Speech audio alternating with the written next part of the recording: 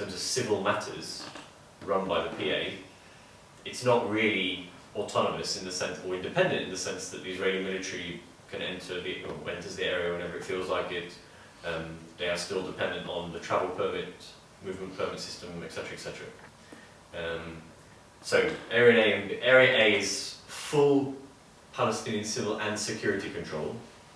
Area B is Palestinian civil but Israeli military security control, and Area C is the Israeli military controls everything. I mean, like, there is like a literal, border for the line drawn, administrative line drawn for demarcating Area A, B, and C.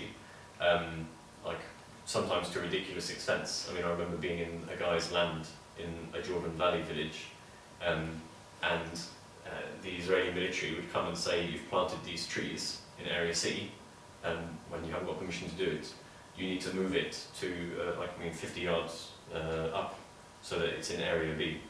So that it does mean something in practical terms. But that whole area of to what extent the PA is sovereign, of course, is completely flawed and complex because of the fact that the Israeli military is still the kind of sovereign within the area. And sorry, just one other point then, my reference which I made in passing, which is to the fact that, of course this is unknown, but the results of the Israeli elections coming up later this month could produce an Israeli government that has a strong voice within it that supports the idea of totally annexing all of Area C. So Israel has annexed the Golan Heights from Syria, and it's annexed what it unilaterally created as East Jerusalem, which took a lot of land from West Bank villages. So from Israel's point of view, Israeli law fully applies in East Jerusalem, and it fully applies in the Golan Heights, even though the Israeli community doesn't recognise either in terms of being a unilateral act of annexation. And what some people who might have a position of power potentially in the next Israeli government within a coalition support the idea of totally annexing 60% of the West Bank too, which obviously would be a reasonably large, significant development in terms of the last couple of decades.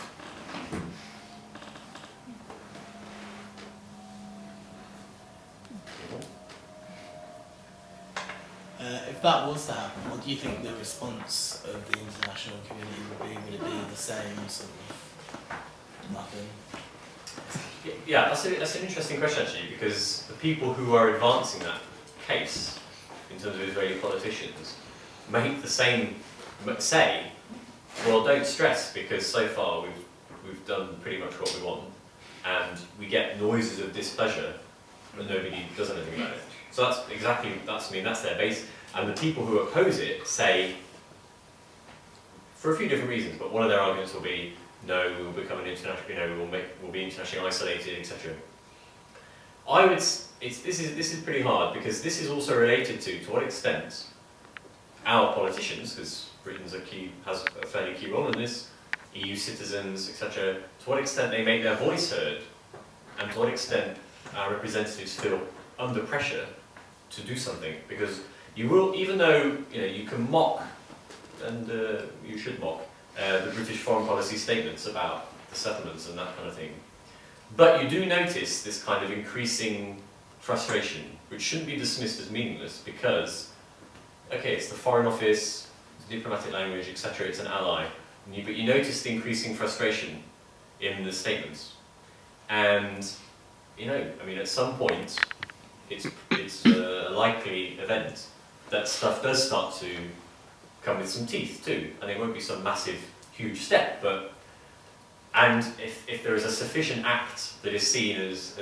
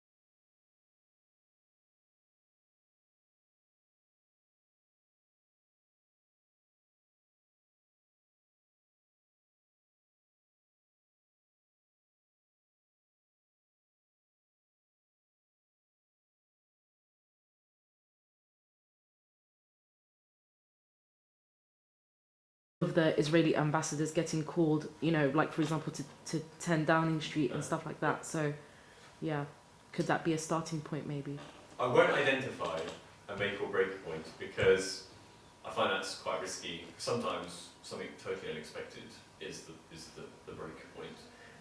But I think I would put it in the same category as what was just mentioned previously as the hypothetical annexation of Area C. I would say like the intensified, massively intensified if you compare it over a number of years, construction of colonies in East Jerusalem.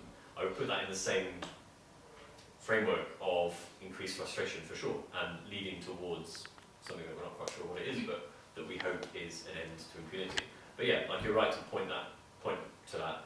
And again, Netanyahu is doing that, A, because he believes that's something that should be done, but also again in the context of an election campaign where he thinks that would play well too. So yeah, that would be, and also in the